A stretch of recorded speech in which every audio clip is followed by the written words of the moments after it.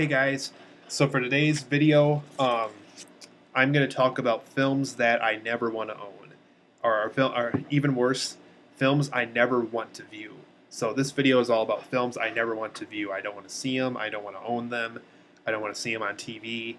I saw enough clips of some of these films where I said to myself, I am never going to sit down and watch that film. So for today's video, it's all about films I never want to watch. So it's actually a top six video, not a top 10, not a top five, a top six, strangely enough. Um, I figured, this film is just so out of place and it's so out of character. Why not make it a top six just to represent all the bad films that are out there? Um, so, number one on my list, you guys, it's Bratz the movie. I saw a clip of this film on TV, never want to watch the movie. It just looked, you can tell the movie was out there just to make money off of the toys. You can tell that young girls bought these toys and they said to their mom and dad when they saw a trailer of the film, I want to go see that because I own the toys at home. So Bratz the movie, guys, it just looked, you can definitely tell it was strictly for marketing. It wasn't for the moviegoers of any kind. So Bratz the movie is a definite no-no on my list. Um, Another one I want to see simply because it pretty much ruined what Eddie Murphy was known for in the 80s and 90s. He was so funny in 48 Hours and Beverly Hills Cop and Bowfinger and all these films I really enjoyed throughout the years. But the film where I really said to myself when I saw a trailer for it in the theater was Norbit. I said to myself, his career is done. He has nothing left in him. So Norbit, guys, I just think the idea of a nerd and a hooker hooking up is probably the worst idea for a movie I've ever heard, and it just truly showed that Eddie Murphy had nothing left in him. And thankfully, Tower Heist was probably his one only good film he's done since probably the first Shrek movie. Um, Norbit was just a clear example that he's done. He has nothing left in him. Another Eddie Murphy film that I really never want to see simply because, kind of like Norbit, it just kind of shows just how awful and how downhill his career has gone, is The Adventures of Pluto Nash. It just, every trailer I've seen for that movie looks absolutely terrible. It looks like it has nothing going for it, no redeeming factors or anything. So The Adventures of Pluto Nash, I never want to hear about it. I never want to see it. I never want to buy it.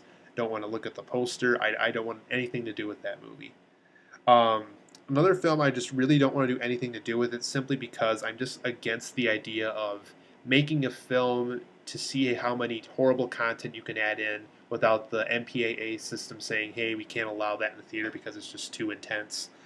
One film that really bothered me, and I didn't even, like I said, I haven't even seen it, but um, I'm completely against why it was made, and that was what was it called? Cannibal Holocaust. It just looks like the worst reasoning as to why someone would make a movie. There's no messages in it. There's nothing good about it, and I guess that's why I really never want to watch it. It was made for the wrong reason, and I can't support a film that is out there strictly for the content. I'm in it because I love the filmmaking art style, and to me, Cannibal Holocaust is an example of we're not even in it for that. We're just in it for the money and for the people who want to see blood and gore and guts and sex and nudity and all that stuff all thrown at the screen all at once. Don't want anything to do with that movie.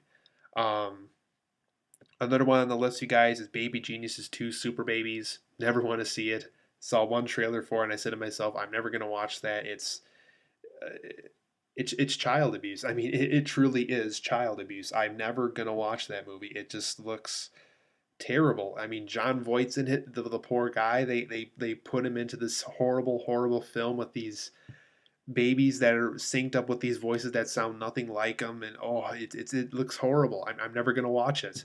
So that's another one on my list that I hope to never ever view. And then number six on the list, you guys, is Jack and Jill. As soon as I heard that it swept the Razzies with winning every possible award, I said to myself, I'm never going to watch that simply because it managed to swipe the Razzies with every single award, and I said to myself, if it's really that bad, if it managed to beat every other Razzie film by winning all the awards, I mean, really, what good is the film? I mean, really, what good is the film sitting on a DVD shelf or a Blu-ray shelf somewhere, begging to be bought when it's never going to be bought with all those Razzies attached to it. Um, so Jack and Jill's another big no-no for me. It's also another example of how badly Adam Sandler's career has gone downhill after SNL. I mean, they're kind of like Eddie Murphy. There's nothing left for him to do. It's been rumored he's going to be in a Candyland movie, but after hearing about Jack and Jill, I can see why he can only sign on to a Candyland movie. Um, so these are all films, guys, I never want to view, want nothing to do with them. I just wanted to make a quick little goofy video about it.